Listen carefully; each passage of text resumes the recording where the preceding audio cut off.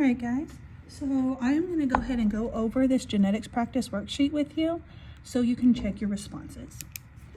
So the first one we're going to do is complete dominance. In complete dominance, remember that anytime a dominant allele is present, the organism will show the dominant trait. So here we have brown hair is dominant over blonde hair, and big ears are dominant over small ears. I'm going to use the letters B and E. If you did this problem the other day and you use different letters, as long as you're following the correct dominant recessive patterns, that's okay. So we're going to use a statement above, list the genotypes for the following phenotypes. So heterozygous brown hair is going to be dominant recessive.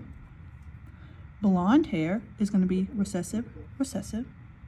Small ears is going to be recessive recessive, because remember, to show a recessive trait you have to have two recessive alleles. Homozygous big ears is going to be big B. Sorry, big E. Homozygous brown hair is going to be big B. And heterozygous big ears is going to be big E, little e. For our first Punnett square question, we say Mr. Jackson is heterozygous for brown hair and he has small ears. Mrs. Jackson is homozygous for brown hair and is heterozygous for big ears. Draw two Punnett squares showing their offspring, one for each trait. So this one is going to be hair.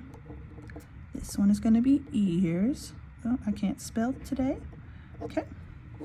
So Mr. Jackson is heterozygous for brown hair. So heterozygous brown hair is going to be big B, little b.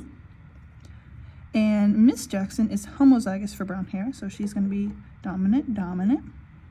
For ears, he has small ears. He's recessive. And she's heterozygous for big ears, so she is big E, little e. So I'm going to go ahead and fill in my Punnett square.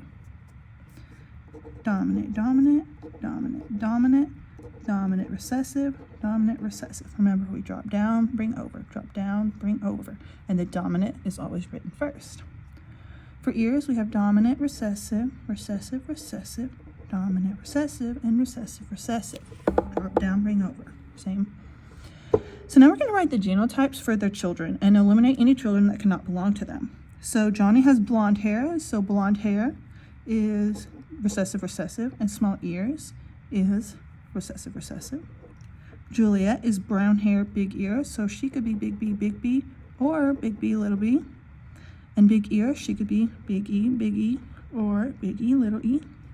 Joseph has brown hair, so big B, or big B, little b. Small ears, little e. Can any child be eliminated? Johnny with little recessive. Are there any recessive?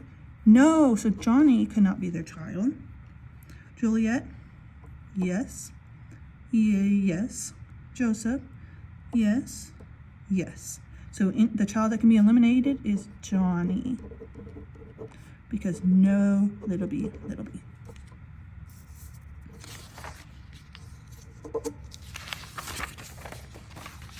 All right, make sure I've got that in the frame. All right, next we have incomplete dominance. Remember, incomplete dominance is when the polar opposites come together and make a hybrid color. So like red and white make pink, blue and red make purple. Here we have long tails and no tails make short tails. So here we have the daddy tomcat has a short tail, so that's big T, little t. And the mother has a long, beautiful tail, so she is dominant.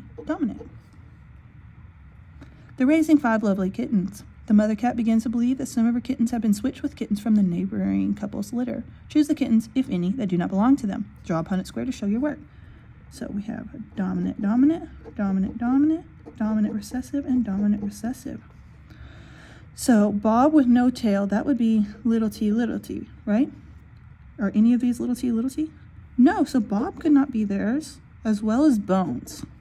Short tail would be hybrid, big T, little t, so that's a good. Long tail would be big T, good. Short tail, good. So it's Bob and Bones are not their child, or their kittens. Now, this was printed poorly, sorry. All right. Next, we're going to have codominance blood typing.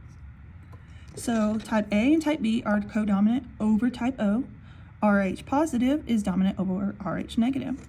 So we're going to look and we're going to see Mr. Johnson is heterozygous for type A blood and Rh positive blood. So that means that he's IA, little I, and he's plus minus because he's heterozygous. Miss Johnson is O type, so she's II, and is homozygous for Rh negative, so she's negative, because homozygous means two of the same, right? So we're going to do the Punnett square, IA, little I, IA, little I, plus minus, minus, minus, minus. So their kids are going to be either A blood or O blood, and they could be plus or minus. So their children, Julie, who has B-type Rh negative blood, and Joseph, who has A-type blood and Rh positive, have discovered that their mother had a shady past and start to doubt that Mr. Johnson is their true biological father. Which child could be the product of an affair? So automatically we know the kid is going to be A or O. So Julie is type B, so Julie is not there. They're not Mr. Johnson's. Okay. Now lastly, we have sex length, and yes, sex length is new. So I do want you to understand sex length traits are because we have the alleles that cause us to be male or female, so the sex chromosomes. The X is much larger than the Y. And also, females are going to be XX, males are going to be XY. So when the male is XY, you see this whole piece of a chromosome that is smaller. So there's all this information that the child can only receive from their mother if they're a male. And so they don't have a chromosome, they don't have an allele to combat against that. So whatever the mother was, the male child will also be, because they don't have anything to go against it.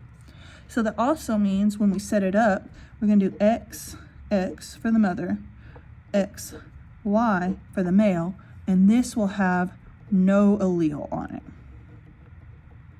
Okay? The Y is going to be like naked, okay? So let's get back to the question. So hemophilia is sex-linked recessive, means you have to have, it's lowercase. Colorblindness is also sex-linked recessive, so it's going to be lowercase. And you need to know this for your exam.